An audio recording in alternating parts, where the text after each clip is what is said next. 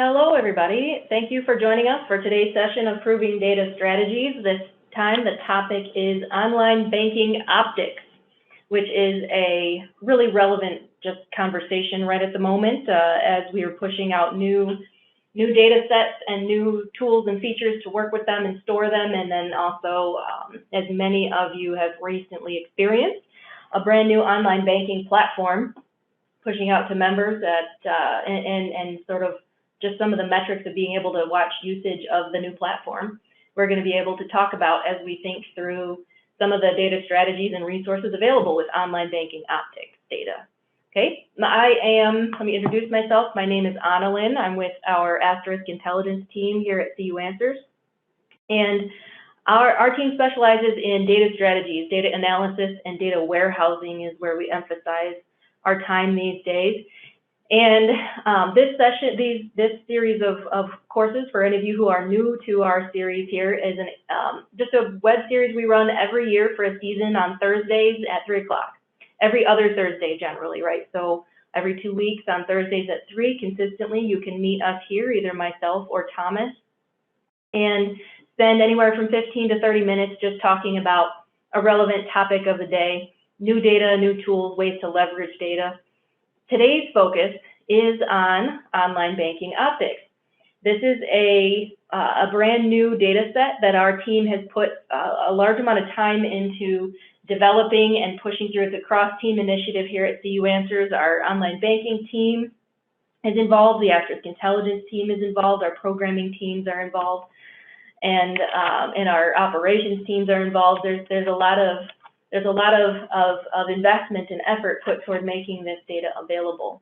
I want to show you some samples of it, and just a couple of housekeeping notes. I believe, for those of you who are joining me live today, I really appreciate your time, and I would just mention if you have any questions, I encourage them. Please send them through. And as usual with our sessions, I would ask you to use the chat feature. You can open that up on your Zoom icon bar. Should be a chat option. And if you open that up, get ready to send any questions through. That'd be great, because I'd love to stop and address any that you have as we move forward today. All right. So first, I want to show you just some. We're going to skip right past I'm not going to get technical right away with you. I'm not going to get into raw data or anything like that today. I want to kind of skip to the stories, the conversations, the end result, if you will, and we'll start the conversation there. So one thing that Thomas and I and Keegan and Sarah and the Extend Data Analytics group, so several of us who are focused on data here at CU Answers, we do a program, similar to the theme and name of this webinar series of Proving Data Strategies. We send out what we call data fact emails on a regular basis. We also call them prove it emails sometimes, and they're just short sets of statements and a screenshot or two of somewhere where we found data in the system, in Gold or in Analytics Booth or in anywhere that we could find data about the credit union, about anything, members, transactions, products, etc. We just want to share. It's all about expanding the audience for data. And with online banking optics data, a couple of examples of how where we've been looking in this new data and things we are asking credit unions to consider and think about. This is one of those examples. So this is a kind of an older one from a point when this data was still in beta, but the concept still comes through. If you can see that screenshot, there's a couple sections highlighted on here that show this data set actually gives us metrics on members and the number of times that your members are viewing e-statements in online banking.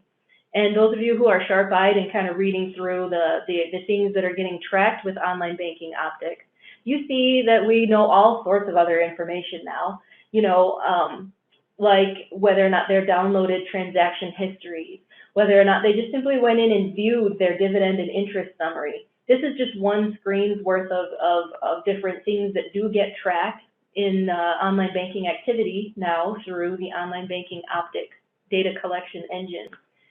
So, just from a high level, just stop and settle on that for a second. Really what we're talking about with online banking optics data is click tracking through the online banking system. So for those of you who are really interested in seeing some of these numbers as you've transitioned over to the new online banking platform, this is the first place I would send you. And I don't think I have noted, yeah, usually in like the content samples, we'll show you the tool number, but I don't see it on the screen right now. So I'll just tell you, this is tool 1100. And this tool lets you see a lot of those things that all of those things that we are tracking. And it's going to show you prior months, whole calendar month at a time. That's why some of these numbers are kind of large, because this is total for the month. And a couple of things that we're emphasizing with this particular screenshot or this sample is that for the very first time we can answer the question, how many people are actually viewing e-statements in the month in total. So for this sample credit union, that was 99 people who went and viewed their e-statements a total of 204 times. So an average 2 times per member. That's our events per member number there. And then your smart messages, if you have those turned on, 29 people clicked on a smart message. You know, there are quite a few interesting questions you can start to answer for yourself that we just simply, before we put the initiative forward to start tracking this data, we just did not, you can't know what you're not tracking, and we were not tracking this prior. So yeah, I want to show you another example, just a slightly different angle through Analytics Boost, because this data, again, think click tracking for online banking, is all about looking at the items or features or actions that a member is taking, even when they're not doing a transaction. They're just logging in maybe to download history. They're just logging in to view something. They're just coming in to view a check image, or view a check image and go check their bill pay and open it up and see, and just make sure some things are scheduled, and then maybe leave and go update personal information or something as a package of actions within online banking in that particular login. The non-transactional elements are now sort of the picture that's filled in. That journey of a member between the login and the log out is really what we're seeing represented on the screen here. Okay. Now, for every credit union, you do have this summary data. You've all got tool 1100. You all can open this up and look at it today. If you don't have tool permission, go ahead and find your security officer and request that. There's no sensitive member data in this tool. You can click anything you want. You're never going to update a membership. You're never going to post a transaction. There's no actual maintenance ability in this tool. It's all about analysis. But just to keep things in context here, it's going to be very important in a moment here. Online banking optics data, as shown through this dashboard to all of you, you all have this summarized data available. And you all also have, for a month, that's another important point, is that time slice in tool 1100 is you get one aggregate month summarized in that dashboard. And then every month it does refresh. So when we roll over to next month in about 10 days, we are going to see that older month's data is going to drop off. You won't be able to access it again. So keep that in mind and come in and gather your numbers or take screenshots anytime during the month that you like, but know it will be gone when we refresh. And I've got a question that came through. I'll stop and address that in just a second. But to finish the thoughts on time slicing, again, that tool 1100, it updates every month to refresh with the most recent prior calendar month, right? Here's another example of some data that we pulled and we're sharing with credit unions just on the statistics for that are fed out to Analytics Boost. So again, for all of you, if you have an Analytics Boost subscription, you'll be able to open up these trend lines. This is now, we're not talking just a month in aggregate, we're talking about individual daily measurements of every single one of these things that we're watching the clicks on, right? So I've got a trend line expressed on the screen here for that member count of the people who viewed e-statements. And we can see that the most popular days to view e-statements was about 20 members around, I don't know, what is this, May 17th in this case, and then predictably the beginning of June in this case, so that's the months we're looking over in our sample here. So in the beginning of the month, there's certainly some lift, and then toward the middle of the month, perhaps potentially when people are getting direct deposits and thinking about their accounts again, they log in and check their e-statements, is the theory there, right? So we can actually see that expressed as a daily measurement and a trend of what's typical for your credit union day to day for any one of these things that we're tracking. Again, we could track view to check image. Let's look at the trend line on that. We could check the trend line on downloading transaction history. We could check the trend line on viewing the loan rate board. If members are shopping and we have that stat now on the accesses of that rate board, right? We can watch that and see that activity trended, or in total, the number of hits that feature is getting. This is particularly relevant and interesting for those of you who are looking at customizing with the new online banking platform. You're looking at potentially customizing those side menus, or you're looking at customizing labeling, and maybe if you are making some of those customizations, just take a quick note of when you made that change, and then watch this trend line and see if you suddenly see a dip in usage. If the label is now more confusing, you don't have as many people finding it, you will see a dip. If it's now more attractive and it's a call to action or something, you may see more people clicking, or you may see a flat line, no change.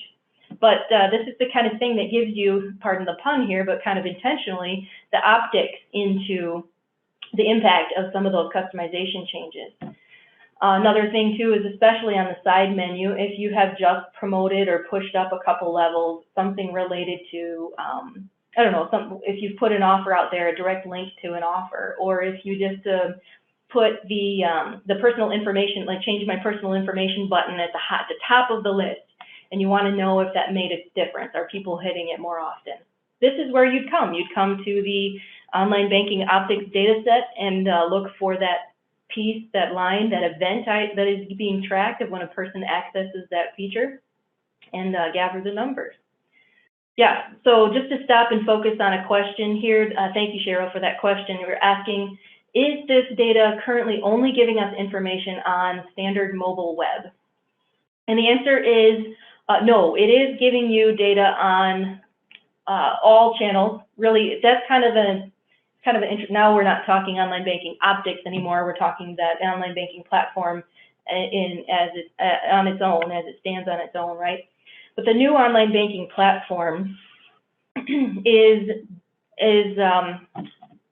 what's the way that the online banking team can say it much more elegantly than me, but they'll stress the fact, and it is a CU Answers commitment and initiative, that online banking is mobile first, but the way that it's designed is designed to be consistent across any kind of device. It doesn't matter if you're on mobile web or a mobile app, or your desktop browser on your computer, or a tablet browser.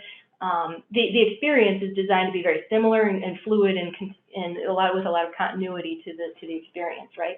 So the way that it is currently tracking, once you go live with the new system, is just as online banking usage.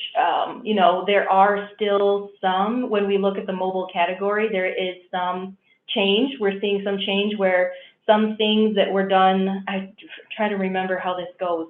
Some things that were done on mobile before and looked like desktop logins are now getting logged as desktop logins, or no, the other way around. So there has been, most of you are seeing some of your numbers shift on so that difference of what's being called a mobile access point and what's being called a desktop access point. So if you break this data, as you're probably, if you're in Tool 1100, you see that option is at least there to break this data by those two sections. You might see some of those numbers change over time, but that's just a natural evolution of moving forward, how it's tracked slightly differently. And in general, we may at some point rip that away. I'm not saying we're going to do it now or when or whatnot, but it may at some point just merge into a single stat and not be split by mobile versus desktop. We'll see, but it's an interesting question, interesting thought. If you have additional thoughts or questions on that, please let me know. But these are, I want to emphasize too, the things we see on the screen right now, the top 10 actions performed in online banking on June 14th specifically, not just over the month last year. You know, you can pick on an individual day up in analytics booth, or you could stay in gold and do the month in aggregate and say the top 10 actions for the month. Just to get an eye on these things. Sometimes it's interesting to just see it quantified, and you see that viewed e-statements doesn't even qualify for the top 10. It's actually not a high frequency event for members on an average day. As we can see in the trend, it was only, what, 5, 8, 12, 16, that's it, members on an individual day. But with this, we can see where activity is usually the heaviest on an individual day, just by picking one or two and seeing what comes through the top 10. It's really interesting angles and questions we can start answering with this data. And yeah, Cheryl, I would generally agree, yeah. If you ever see something funny in those dashboards and you just want to ask for a quick explanation, just take a screenshot or two and send it to ai@cuanswers.com. Especially the online banking optics data set, it's a newer data set, so it is kind of an active beta, if you will. And there may be some things that we see acting a little funny, and if you see it first and reach out and let us know with a screenshot or something, we can let you know if that's kind of an expected thing, or it may prompt us to take a deeper look. Especially, as I said, this is kind of an active beta, getting polished up as we kind of tighten up some, tie some bows and tighten up some bolts here. So yeah. Let's take a look. So tool 1100, actually, I'm going to come back to this, and here's where I actually listed the tool number. I'm coming back to this just as a screenshot here, because I want to emphasize inside the tool itself, to get up to analytics booth, if you have an analytics booth subscription, this web version button is what you want to look at. I don't know if you can see my mouse hovering over that, but down in the bottom right area, web version is what's going to launch your analytics booth resources. And then the analysis page is definitely an interesting one to just do a lot of time slicing, day of month, time of day, etc. And then additional summary on some of the extra data we have, like downloaded transaction details. We can give you a summary of what file types people are downloading under the analysis page. Now, I said it's important to think about time slicing and data availability, because the other thing that comes into play here is what we can give you for easy access, simple access for every credit union, is this dashboard and the analytics booth stuff we saw earlier. Those aspects are summary data. We're able to total things up and show them to you pretty quick, but there's a decent, this is a large data set, and we do also have a full, like if you want to see the details, if you want to actually export member counts, if you want to say, look at this number of what did we have, 132 people who viewed loan account information. If I want to know who those 132 people are, then in order to know those 132 people, we do need to have the individual records. So what is that? Let's say I logged into online banking, and one record is my login, and then I'm kind of doing a few things. I viewed a check image. I went and looked at my transaction history on a couple accounts. I opened up the loan rate board, and I don't know, what is the thing we call now, the post now option, the ACH on demand thing. I took my pending direct deposit, and I decided I want it now. I'll pay the $10 fee. I posted that, right? So these are, by the time I log out, there's about 8 different things I've done, and every single one of those is a record in a table somewhere with my account number attached to it, and the suffix that I viewed, and the suffix that I got the ACH early for, some additional detail. That additional detail we're not showing you in this summary dashboard, because what you need to have in order to collect the additional detail is a storage unit to put it in. That the data set is large enough and complex enough that we are using our data warehouse. If you haven't heard about our data warehouses yet, some of you have one already. Some of you, it's maybe a new concept. So a data warehouse is just a storage unit for data. And if you have that storage unit, turned on, established, created. Starts out empty, like a literal storage unit would be, say a 5 by 10, and you want to put stuff in it now. What are you going to put in your data warehouse? Well, there's all sorts of things credit unions are putting in a data warehouse right now today, but online banking optics detailed data with member account numbers is one of those things. If you don't have a data warehouse, then we're going to stop here. This dashboard we see today is the data you will be able to analyze. The hit count, if you will, the number of times a feature is hit, and the number of members. We can't take you into export member account numbers if we're not collecting the member account numbers for you. And in order to collect the member account numbers, we set up a data warehouse for you. Now, I think a little later on, I'm going to be talking about the data warehouse in just a little more detail. For now, tuck that term away as in something important if one of your initiatives is going to be to do projects or deeper analysis with individual members and an individual person's habits related to using online banking, or a specific age group's habits in using online banking, for example, right? So, as somewhat of a segue though, along that line, as soon as we do have the individual member detail, so if you have a data warehouse and we're keeping that data for you, there will be like a full analysis dashboard that we're designing right now. This is a little bit, you guys are getting a little bit of a scoop, a sneak peek here at one of our brand new ideas, where you'll notice first off, it looks very different than the previous dashboard we just saw. It kind of went dark mode. That's by design, that's intentional, because this is actually a peek at a new software platform for the data warehousing game. If you have a data warehouse and are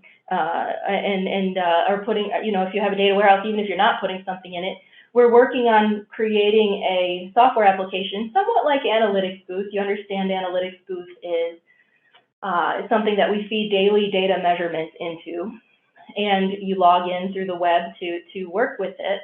This new data warehousing application is going to be set up so that credit unions with a data warehouse can take the data in, manage the files that are coming in, and open up special dashboards that are over that detailed data now. Now, I'm not sure how easy it is to see from you guys' side, but this is sample member data with a unique event count for this specific person, and events per login for this person, their age, their membership tenure, their membership designation. So if we want to just study business memberships. Now, keep in mind, if you do have that special business banking, It's My Biz, I believe, is, or BizLink is maybe, don't quote me on the name, but I know we do have a special business banking platform. You would see those recorded in this dashboard as well, but you'd split it off with the channel filter up here. So this is a little bit of an example of how we're going to build. There's way more screens involved, but this one shows you that we can break down the individual members, and we do provide additional summary screens, data presentation, if you will, over the more detailed data, if it's something that you are collecting. It's optional though. You can stop at the stuff we have today, say, I'm good, I don't have time, honestly, to dig into some of the more detailed online banking stuff by member. That's perfectly fine, it's optional. That's kind of the way we've intentionally designed this, is that for those of you who are ready to start using the more detailed data, you could buy the data warehouse and set one up and then have us start putting it in there so you can use tools like this. For those of you who are not ready, that's perfectly fine. And there's the tools for the light and early easy stuff to be able to at least get the same metrics for some of this activity in online banking. Now, like I said, this is a mock-up, and it's not a full dashboard in a software system today. So if you were, let's talk just right now. Right now, if you were to turn on online, the detailed, member detail, account number level online banking optics, we would put it in a data warehouse for you, and you'd use the query tool in gold to pull it out for individual members, or to summarize it for individual members. Whatever your project might be, you'd use the query tool to pull out lists and or do some calculations. You can summarize by branch or by member designation, just like you can on a dashboard here. It's just obviously necessary to use a query tool to do that. So that's right now. And then when we say coming soon, we're talking some point in the middle of 2022. I want to say, don't quote me on a date, but somewhere, I believe somewhere May or June 2022. Again, don't quote me on that, because as anything is in development, we are always adjusting as we continue. I see a question or two. Let's see. Okay, so the question is, all right, I think you're saying you don't have a data warehouse now. So if you signed up for one, would it be possible to pull 2020 or earlier data into it? Or is it only data from the time that you sign up moving forward? That's a good question. You're talking about retroactive population of data. And I would say for online banking optics specifically, we don't, the standard under the current standard is we turn it on, we'll flip a switch. We're going to flip a switch when you say, I want online banking optics data. We'll say, all right, let's get your data warehouse up. And then day one of the data warehouse being up, we can turn the switch on to say, start writing out this data. And so it would be from the point you sign up moving forward. It has been discussed here internally, the option of saying, because somewhere we're working on the details, I suppose, of how this would work, but there is the potential that we could work up a solution for, say, going retroactive back to the beginning of a month or something. But keep in mind, we do not keep this data forever ourselves either, and it depends on kind of data retention and data availability in some of those back-end systems. And so we may not be able to produce a solution that can do retroactive data, and we definitely would not be able to pull 2020 or earlier, if that helps answer your question. And for sure, say you sign up for a data warehouse now and we flip that switch, you will for sure be getting moving forward to start with. Okay, and then next question is, how about the PowerPoint presentation? Is this going to be available, is what you're asking? And the answer is yes. I'm going to be sending this out to everybody attending today, and you can feel free to distribute to anyone else at your credit union, and or shoot me back any questions that you have later on as well. All right, so this platform that we're kind of seeing a little sneak peek of right now is we're planning to call it AI Engaged. So keep an eye out for some emails with that name in it. Think data warehousing, think optics data, think long-term archives, anything you can store in a storage unit for some of our more extended and specialty data sets is going to be definitely something that you will work with through this AI Engaged new software platform that we're designing. And coming very soon, in the middle of next calendar year.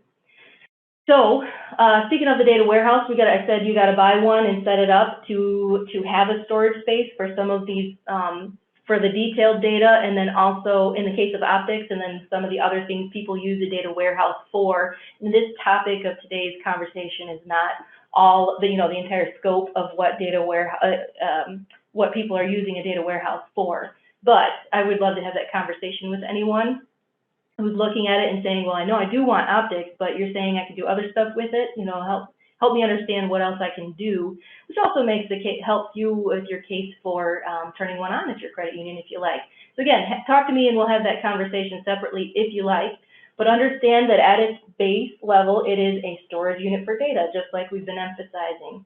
You can use it for two different strategies, long-term archives or new and specialty data, something that does not otherwise fit in the core. Either it's too large of a data set or it's coming from somewhere external like the online banking servers and doesn't make sense for various technical reasons, we're not putting it in the core, for example. So if you want to retain analysis data for some of these advanced projects, the data warehouse, having one, is a multi-use solution, really.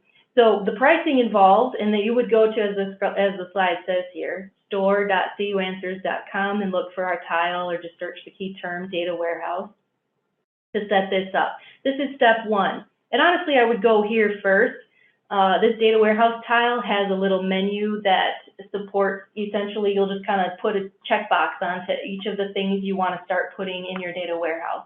And online banking optics is one of them. Not the topic of today's focus, but there's also phone optics. There's also card activity optics. There's also tracker archives. So you'll see if you open up that store page, some of those other pieces that people are looking to put into a data warehouse right from that page. Then the costs, what are the costs we're talking? You know, if it's budget season at your credit union, now is the perfect time to be talking about this. Or if it's coming up soon, this is certainly something to start conversations at, to say, hey, when we get to this point, I'd like to have this be on the table.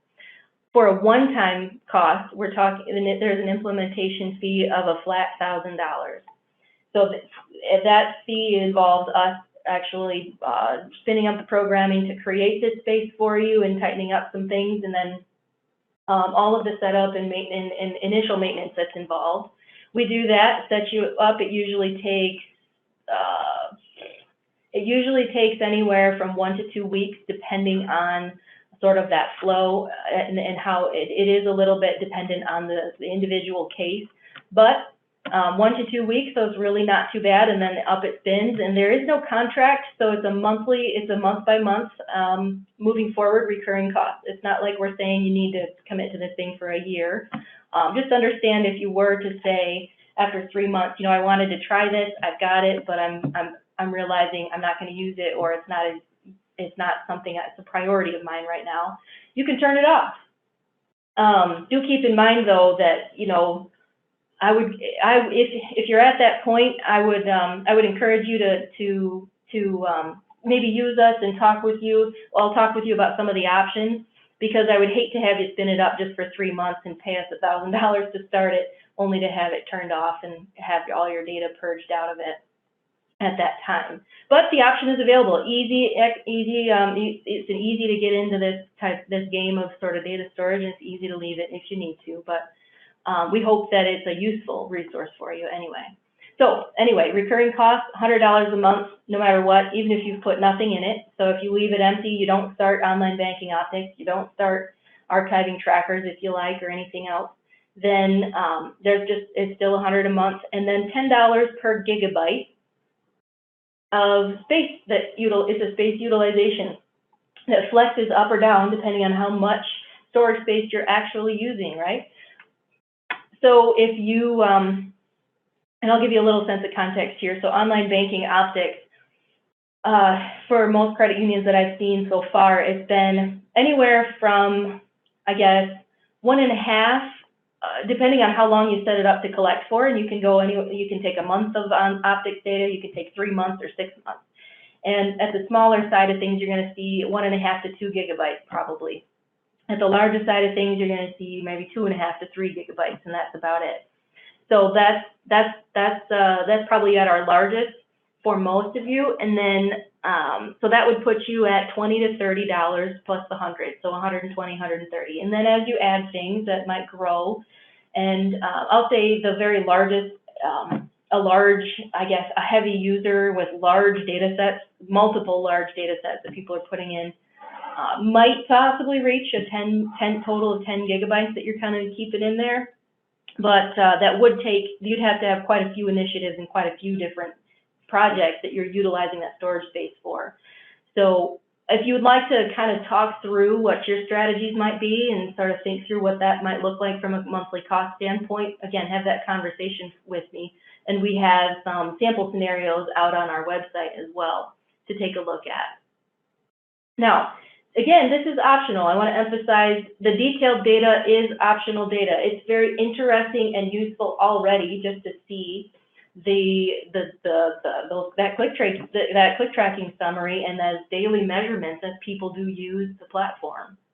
I got a question that came through, said, okay, if we get a data warehouse, can we get an ODBC connection or a way to use Power BI or Crystal Reports, another reporting tool? You know, you heard me mention the query tool a moment ago. And yeah, so the query tool is the data mining tool, plus the dashboard, you know, filtering and exporting options. are you're in AI engaged in the data warehouse. Those are your options for pulling it out of our data warehouse. You're asking if you can hook up another report writer or another data presentation tool. And that is a common question that we get. The answer at this time is no, especially not the ODBC and ODBC connection at this point in time. So that's a good question, but if you have your own in-house Power BI licenses and things, those would not be linkable to this data warehouse. Good question. This is we're reaching the end of the conversation, so if you do have any kind of pent-up questions, please start typing them in, send them through chat. The focus here is online banking optics data and making sure people can see this new, again, I said earlier, this is stuff we just didn't have before. You can't answer what you're not tracking, and this is a new set of tracking data. It pairs with two other, again, I think I mentioned them just briefly earlier, but we have two other optics data sets. One is on phone operator. It tracks your employees' usage of the phone operator app feature in Gold. And it's a similar concept in those support interactions with members on the phone. When you pick up a call and say, all right, how can I help you today? And they use phone operator to deliver on that support interaction. By watching what employees are using, we're able to run both audit operationally and say, it looks like people are consistently taking a more complex type of solution or path for a certain kind of call.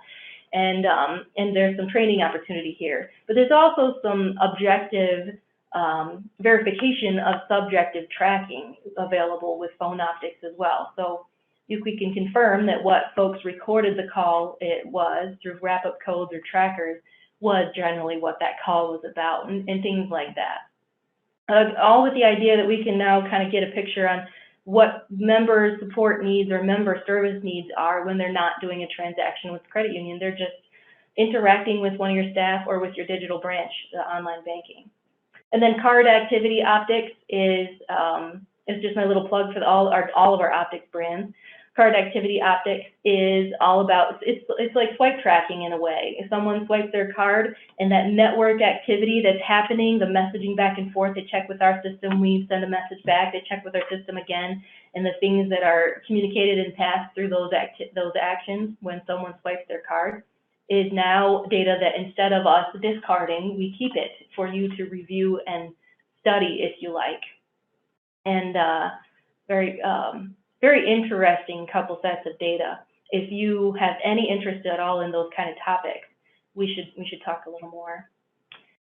All right, so yep, let's see, one final, it looks like a question has come through. We'll cover it, we'll address this one, and then we'll call it a day, guys. So the question is, can you have access, is there anywhere to access those email scripts, the examples we were looking at in the beginning of my PowerPoint? So if I just kind of slide back. Some of these email examples of how Thomas and I are sharing data with credit unions. When we look at this data, how are we writing it up and presenting the information?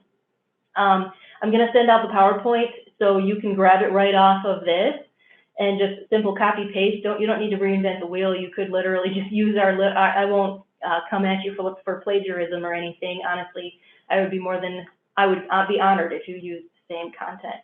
And you could pop this into your own email and send it out to your colleagues with your own screenshots, of course, and just show them, what some of this data is now available to see. So again, it's going to be in the PowerPoint that I'll send out to you all. And you can always just reach out to us. We write a lot of these data facts on a lot of different topics. If there's a particular tool that is interesting to you and you want to know if we have some really simple write-up, you can just ask us, hey, have you guys ever done one of those emails on this tool? Can I have a copy of it? And we would be more than happy to share. Okay, the tool, so regarding card activity optics, let's see, that is an optics brand that does not have a dashboard developed yet over that tool. It's our next one, getting a dashboard. So there is a dashboard in development, but it is not available in Gold yet. So a small chunk of the data is available though through query, if you like. It's in a table called ISO CU data. That's ISO CU DTA. If you're a query writer, you could check that one out. And we have just a small collection of 30 days of that data in your file XX library. If you're a query writer, you know where to go to look for that. And then another question asking, what is the event in the online banking optics data now? What is that event that says logged in via API in tool 1100? So in this tool, logged in via API, and then we do have a separate event that's tracked as just simply logged in. Now, I'm going to say I don't have an extremely technical, detailed answer for you on that one, Brian, but it is a good question. But it comes down to the different ways that, depending on where you're coming into online banking, for example, the mobile app is always authenticated with having logged in through the API. There's an authentication API involved, and then the standard logged in is something that is more direct. It's in-house. It's something we've got as a more direct authentication system. I don't know the answer though between exactly which type of scenarios one is in place versus another, but they are the same function. It's the same login. It's just someone logging into online banking. It's the difference between the two of them is exclusively just kind of under the covers, what we have configured to handle authentication on one thing or another, one channel or another. It's a good question. You'll notice somewhere here we also have a forgot password. We're tracking when someone logs in through the forgot password workflow. They're authenticating that way, and they're authenticating through that system, which is actually kind of interestingly a completely different flow, if you will, to authenticating a member. So we track it separately. It's a really good question. Anything like that when you're looking at, I had someone ask me, where's the downloaded transaction details? I don't think I see it on this screenshot, but that one, somebody wanted a little extra detail on how that one is defined. And I was able to let them know that it is a total event hit by suffix, right? So if you're downloading transaction details for your checking and your savings and one of your loans, that's 3 event counts. So we are counting that event 3 times, one for each suffix you're downloading the history on. Any clarification like that, the library of what those nuances are is something we're still writing out as this is in active beta, but I've got a lot of it getting worked on. We're working on getting that in the help documentation, and we've got a lot of it in our brains and in our inboxes right now. So don't be shy about emailing us on any of these that you have those nuanced questions about, and we will get you back the answer or find it out and get it to you. All right, I love it. Thank you for all the wonderful questions, excellent questions. And I hope that you guys see some vision for using tool 1100 or sharing. If you're saying, you know what, I'm looking at it, it is cool, but it's probably not my thing, but you know who at your credit union this is for, then shoot them this tool number or some of this PowerPoint as I send it out to you later and say, hey, take a look at this. And if it's useful to you, let's get going on just using this data in some way. So even if not yourself, think about who else at your credit union is kind of my take-home message here, and then reach out to us for further conversations if you are looking to have a data warehouse spun up or just want to better understand this tool 1100 and what we're showing here. Anything along those angles is something we're open for business to just talk about. All right. I appreciate it. Thank you so much for spending all your time with me, and I'm sure we'll talk again at some point on these topics, or we'll see you in one of the next Thursday webinars called Proving Data Strategies. So for now, have a wonderful rest of your day, and we'll talk to you later. Thanks.